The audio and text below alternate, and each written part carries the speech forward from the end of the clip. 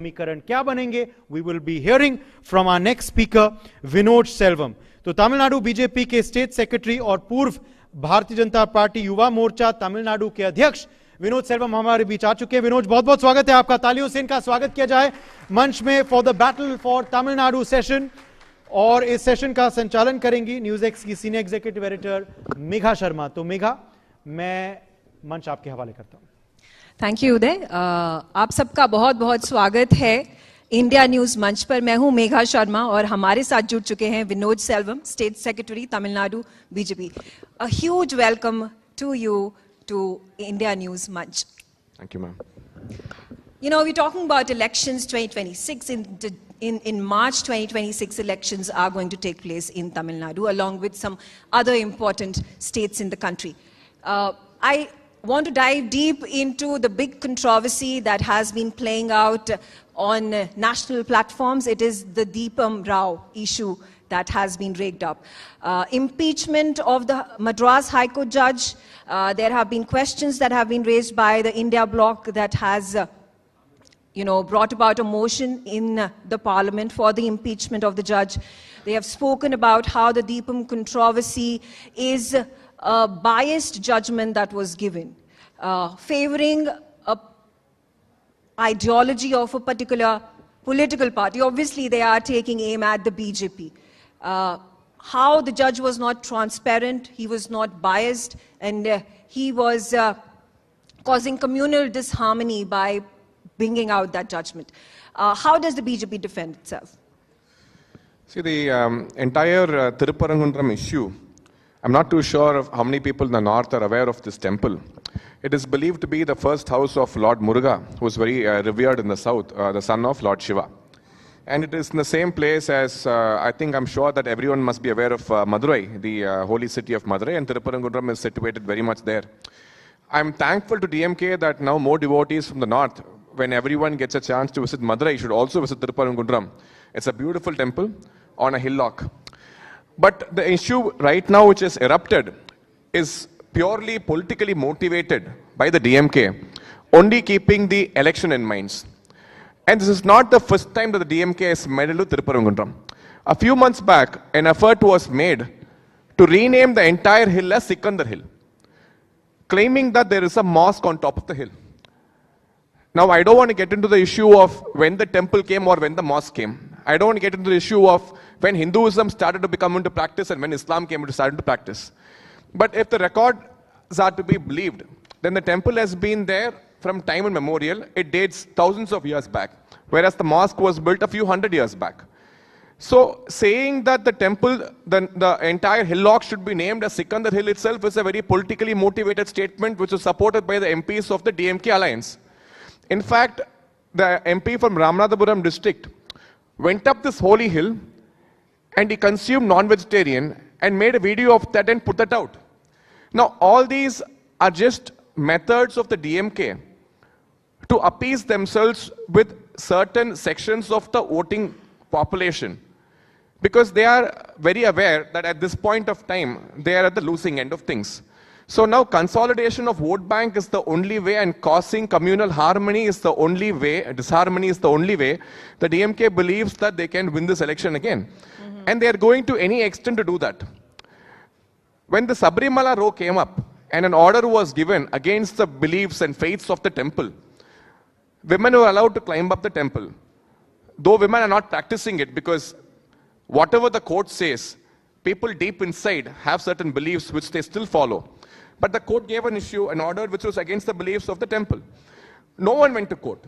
No political party, not the BJP. The BJP didn't try to impeach the judge. But today, the DMK trying to impeach the judge itself is a politically motivated way of them saying that we are standing by a certain voting population and we are with you. It's a very indirect statement. And the DMK is willing to go to any extent to prove themselves. So it is very unfortunate that in a very progressive state, which was a progressive state, today DMK's politics is pulling us back. They want to see, they want to make sure, they want to ensure some sort of a Hindu-Muslim conflict erupts and they can fish in troubled waters. Okay. But this is also a counter allegation by the DMK, by the opposition in Tamil Nadu, that every single time when BJP comes out and rallies and campaigns, it brings about the Hindu issue. It brings about the communal angle to this entire election process, and they themselves they call themselves to be secular, to be democratic. So that's the question. But I also want to raise this question about the freedom fighters and the row that again I see it as a north-south divide. There have been protests that have been raised by the DMK leaders talking about how the freedom fighters from the south, from Tamil Nadu, have been relegated, have been put in the sidelines. Comparing the freedom fighters of Tamil Nadu from 18th and 19th century versus the mutiny that took place in the 18th century, which brought about prominence for freedom fighters from the northern part of the country. Why were these freedom fighters relegated? Why have names why have the roads, important structures, monuments not been named after the freedom fighters from the south? And it's really hilarious that the DMK is actually concerned or bothered about freedom fighters, especially from Tamil Nadu or any part of the country. Now, DMK has always tried to create this divide between north and south, trying to alienate Tamil Nadu from the rest of the mainland India. Today, I think it was Mr. Tiruchi Siva who had raised this point up in the parliament, where he mentioned about freedom fighters of the south being neglected. But let me ask the same question back to the DMK. The DMK, the only leaders they've been celebrating or kept as the ideological gurus are Periyar, Anna, and the third person they celebrate is Karunanidhi's mother, the late Chief Minister Karunanidhi's mother, Anjugam. So all the bus terminuses, bus stands, or important hospitals, memorials have been named either after Periyar, or after Anna, or after Karunanidhi's mother. None of them were named after Bharadiyar, or Thiruvalluvar, or Vavu Chidambaram Pillai, or the father of there is one Vavu Swaminathan Iyer who has been very celebrated, a Tamil scholar, but he has never been spoken about. So the freedom fighters of Tamil Nadu have been very conveniently forgotten and ignored by the DMK over the years. But coming to the parliament and speaking about this, whereas a very important road, I think where the Khan market is situated, the entire lane is named after Subramania Bharati. It's called Subramania Bharati Marg. So I think it is funny and it was hilarious that the DMK today is trying to take up this point. They have not named any of their buildings, any of the DMK's establishments after the great freedom fighters who came from Tamil Nadu. So ignoring it in Tamil Nadu and coming to Delhi and trying to make a noise just simply goes to show their idea is to create a fight, a divide, saying the north has ignored Tamil Nadu, we are being alienated. But that is not the truth. We want to live in harmony. So today I can understand what you're asking me in Hindi because we've been alienated from learning the language. We would love to learn a third language. But unfortunately, the politics of Tamil Nadu does not allow us to learn a third language. We are one of the rare states who has not accepted the new education policy. Because new education policy allows you to learn 3 languages. I would love my son, my daughter to learn a third language. But in Tamil Nadu, that has not become a reality. It is rather unfortunate that the DMK's politics depends on religion, language, and dividing India by north and south. How is the BJP going to compete? DMK that has won with a landslide victory in the past, Lok Sabha witnessed fantastic results for the party. What is it that the BJP is going to do to outsmart the DMK this time around? Are there any schemes, any announcements that the central government is going to make, particularly with regards to social justice, social development in the region? See, the BJP over the last 11 years, whether they've been in power or not in Tamil Nadu, have been completely focused on the development of the state. Unfortunately, under the DMK's rule, over the last 2 years, the agrarian economy of the state, the farmers have been suffering and Tamil Nadu has been declining. And this is not my data, this is the data of the RBI. The agrarian economy of Tamil Nadu has been on a decline. And even the investments which have been promised, the Chief Minister keeps going on tours. He goes abroad, he spends crores of money of the government's exchequer and he comes back promising lakhs of crores of investment. But in reality, not even 10% has actually transformed into reality as investments or any groundbreaking ceremonies have happened. Lakhs of jobs have been promised, but nothing has actually transformed. So the DMK basically over the last 4.5 years has been running a PowerPoint presentation government. It is a patchwork government. So they have been running it based on fancy shows, road shows, where they go and they try to project themselves as a very successful model. But the Dravidian model has only failed the state in various accounts. In fact, corruption is in the DNA of the DMK. The DNA believes it's their birthright to be corrupt and to loot the state. And they've been doing that repeatedly. And I can talk about Humpty number of scams, starting from the gifts which were given for Pongal to the sweets which were purchased for Diwali. So from Diwali to Pongal, every season, every festival, the DMK comes up with a new corruption. And they're very scientific that way. And since you spoke about social justice, DMK and its allies who call themselves as the beacons of social justice have done nothing but alienate the scheduled caste people in different ways, discriminating them from entering temples to ensuring that the BDOs the block development officers belong to the community are not even allowed to hoist the national flag. Now, that's the amount of disharmony that the DMK has done in Tamil Nadu, whereas they claim that they are the beacons of social justice and they're here to ensure that everyone gets equal rights on everything. So the BJP's part of development, let it be allocation of the highest amount of funds the entire nation has seen for the metro project is for the Chennai metro rail. But no one talks about it. The amount of money which is being allocated for the development of Tamil language has been the highest over the years, but no one talks about it. Finally, after a very long legal battle, Navodaya schools which are prevalent throughout the country, Tamil Nadu is the only state which doesn't have that.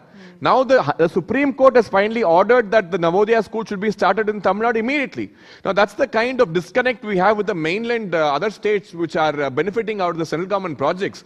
But with Narendra Modi or the BJP government doesn't see Tamil Nadu as a separate unit.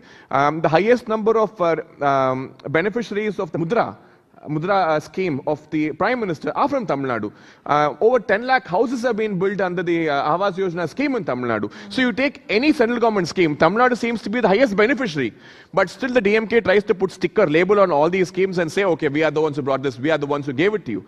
Which is quite unfair, but that is the practice which has been happening. But today, with the amount of accessibility people have to the internet, thanks to the BJP government again, the prices of the internet has dropped down drastically, that everyone today has access. The information is available on the internet. So because of that, people are getting aware and to understand that the DMK has only been fooling them over the years and not actually given them the development which they are supposed to have gotten so far. Quickly, last question before I round this up. Prime Minister Modi is expected to visit Tamil Nadu during the Pongal celebrations. This is also going to coincide with the Kashi, Sangamam that concludes in Ravimeshwaram on the same dates. Are there big schemes that are likely to be announced? Of course, this is, heralding the campaign period for the BJP. See, beyond the elections, the BJP government has been delivering more than what has been promised for Tamil Nadu. The Kasi Tamil Sangam has established the connect between Tamil Nadu, especially Rameshwaram and Kasi. So we are one. India is one. India as a nation, we are all together. And the talk that, we are Dravidians, Aryans, all this myth is being busted with these kind of Sangams which have been done over the past.